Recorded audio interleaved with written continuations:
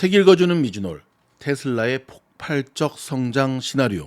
자, 계속해서 말씀드렸듯이 테슬라는 여러분 곧 엄청난 폭발을 앞둔 에너지를 모아가는 시기입니다. 이럴 때일수록 여러분 책 읽어주는 미주놀의 책을 통해서 테슬라의 폭발적 성장의 교두보에 먼저 다가설 수 있기를 바라겠습니다.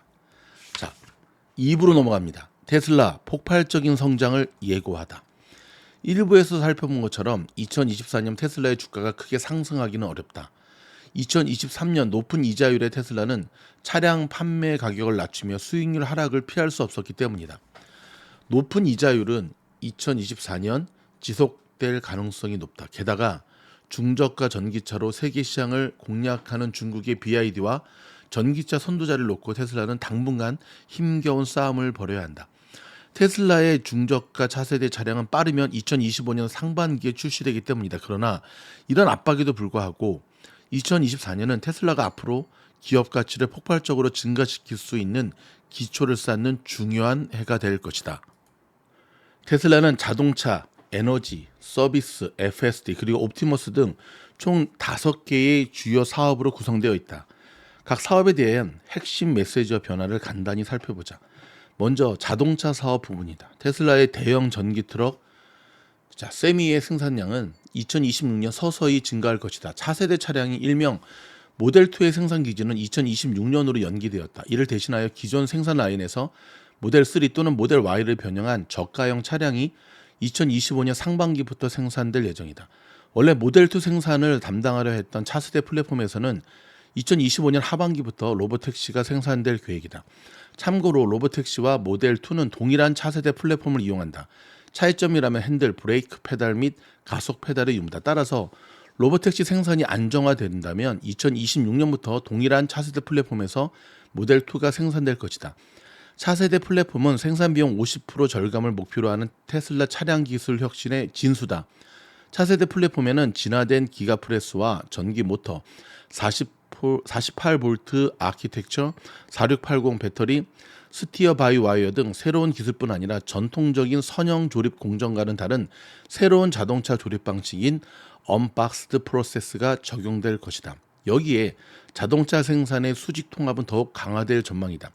2026년 테슬라가 건설하고 있는 리튬 재련소가 본격 가동을 시작하고 2025년 하반기 4680 배터리 생산량은 사이버트럭만이 아니라 테슬라가 생산한 모든 차량에 사용될 수 있을 만큼 증가하기 때문이다. 테슬라는 리튬 재련소와 배터리부터 FSD 완전 자율주행과 자동차 보험까지 자동차 생산과 서비스를 수직 통합하는 첫 번째 자동차 기업이다.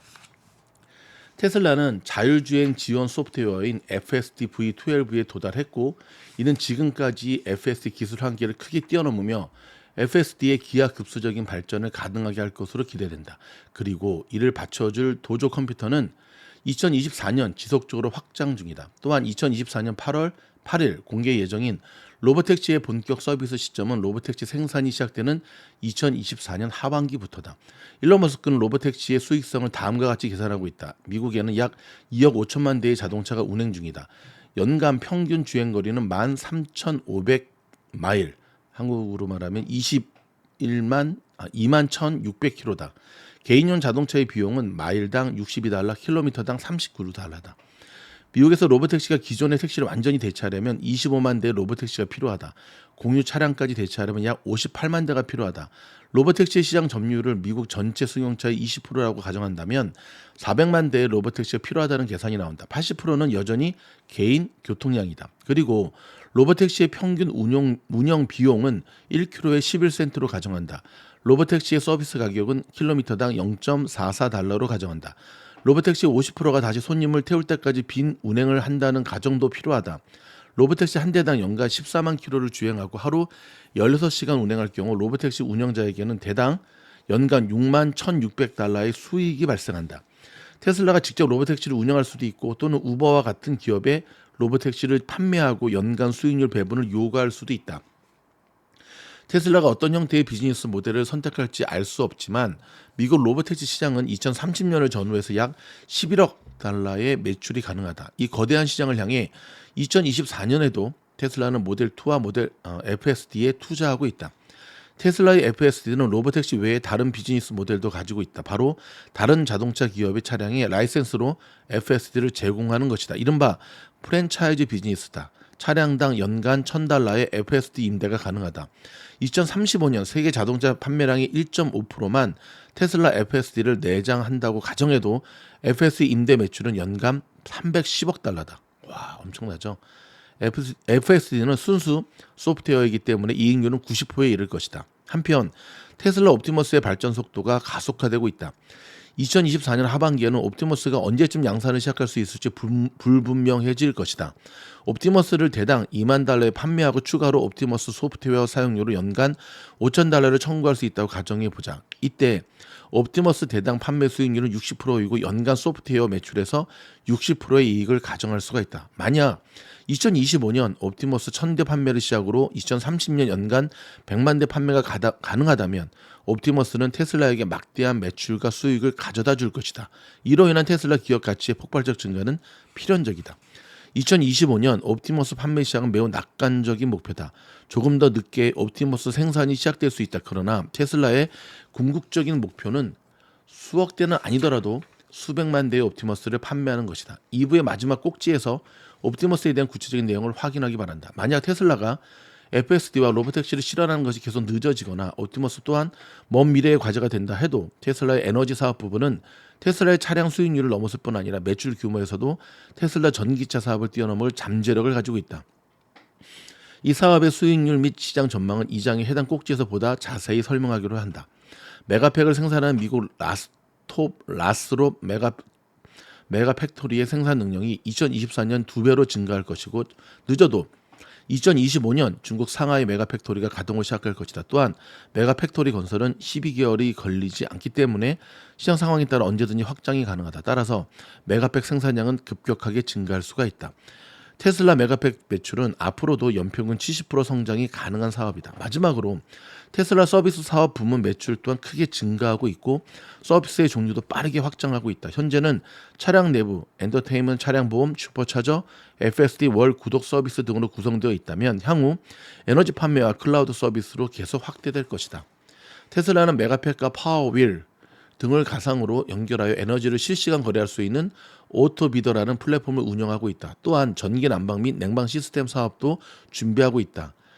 저희가 여러분 쇼츠 영상에서 올려드린 테슬라의 그 하우스 모델을 참고하시면 이해가 좀 쉬울 겁니다. 테슬라의 목표는 미국 주택의 20%를 테슬라 히트펌프로 대체하는 것이다. 여기에도 에너지 판매 및 구매 플랫폼 오토비더는 작동한다. 오토비더는 테슬라 서비스 사업 부분의 한 축을 담당할 가능성이 높다. 자세한 내용은 2장에서 이어진다.